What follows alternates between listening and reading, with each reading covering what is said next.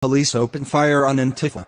One of the greatest challenges facing police in the current political climate is dealing with the aftermath of shooting down violent offenders, whom much of the public sees as martyrs even when these individuals endangered the lives of police officers. According to the Washington Times, Georgia Tech College police shot down a knife-wielding student who continued to advance on the officers and refused to drop his weapon. The slain student identified as gender non-binary and was president of the Campus Pride Alliance. The fatal confrontation was caught on camera by student onlookers. The attacker, 21-year-old engineering student Scott Schultz, can be seen approaching the campus police while holding a knife in his hand.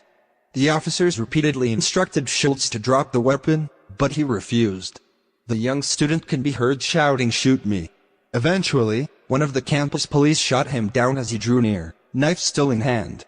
The incident began early Sunday morning, when police received a call about an armed man with a knife and gun. When they arrived on the scene, they encountered Schultz, who fit the description provided by the 911 caller. As the Washington Post reports, Schultz himself was the one who made the phone call.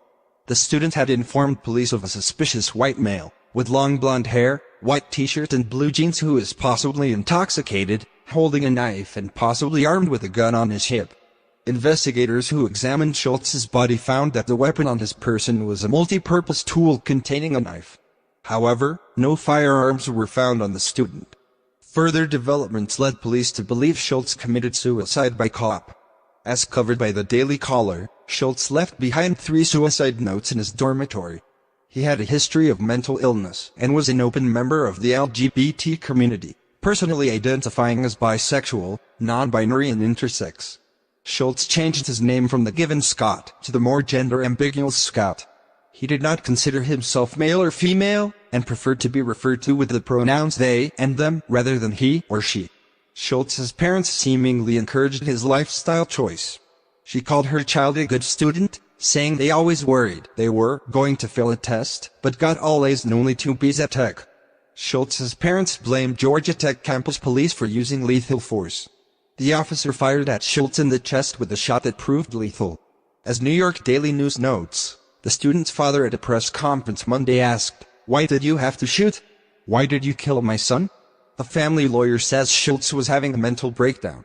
Schultz's family are not the only ones blaming the police.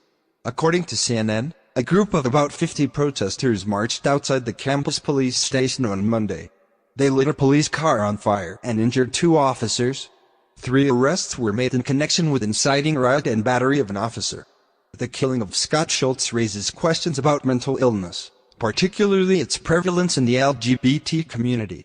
It remains to be seen whether the political left will be willing to have that discussion or opt to put the blame solely on law enforcement. What do you think about this? Please share this news and scroll down to comment below, and don't forget to subscribe. Top Stories Today.